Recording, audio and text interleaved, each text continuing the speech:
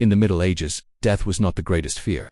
Survival was each morning began with pain, hunger, and the quiet certainty that suffering would return before nightfall. People woke beneath cold skies, surrounded by decay. Knowing that simply living through another day demanded endurance most bodies could not sustain for long. The air itself felt hostile. Narrow streets were filled with waste, animal carcasses, and human remains left where they collapsed. Rain washed filth into shallow wells, turning drinking water into poison.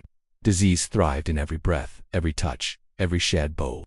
Illness was not an event, but a constant presence, lurking in homes and marketplaces alike. Hunger followed everyone like a curse. Bread was black and dense, often mixed with mold, insects, or ground straw. Meat existed only in memory for the poor, while the wealthy hoarded what little could be preserved. Winter never arrived suddenly. It crept in slowly, weakening bodies day by day, until starvation finished what cold had begun.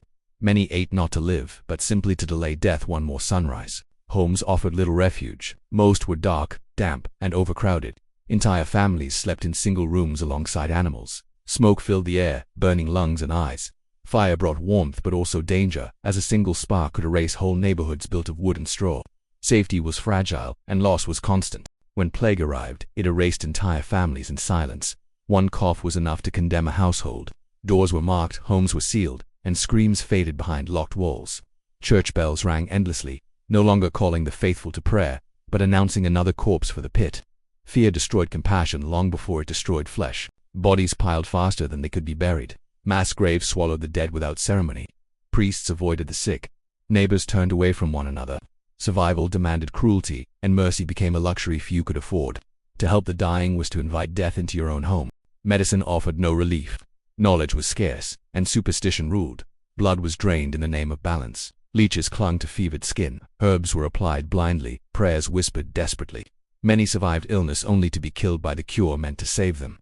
Pain was accepted as divine will, and suffering was praised as proof of faith. Madness spread alongside disease. Hallucinations, seizures, and despair were interpreted as signs of demonic possession or divine punishment.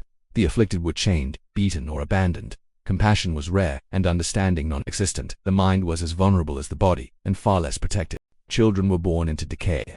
Most never reached adulthood. Infant mortality was so common it barely earned mourning. Small graves filled churchyards, their markers fading with time. Those who survived childhood carried scars of hunger, labor, and loss. Youth ended early, and innocence rarely survived. Work consumed what little strength remained. Peasants labored from dawn until darkness, driven by hunger and obligation. A single injury could mean starvation. There was no safety net, no mercy for weakness. The body was a tool, and when it failed, it was discarded. Religion offered comfort to some, terror to others. God was seen not as a protector, but as a judge. Misfortune was punishment.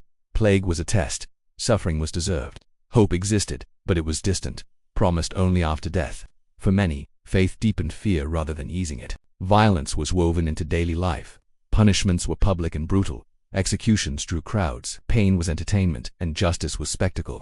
The threat of torture kept order where compassion failed.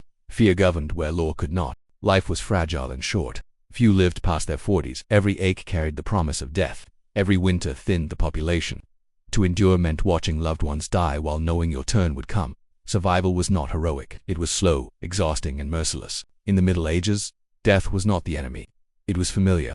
It walked the streets, slept in homes, and waited patiently in every shadow. For many, death was not something to be feared, but the release they quietly prayed for. If this is the kind of history you want to hear, subscribe to Medieval Decay. Would you have survived the Middle Ages, or would you have begged for death? Tell us in the comments.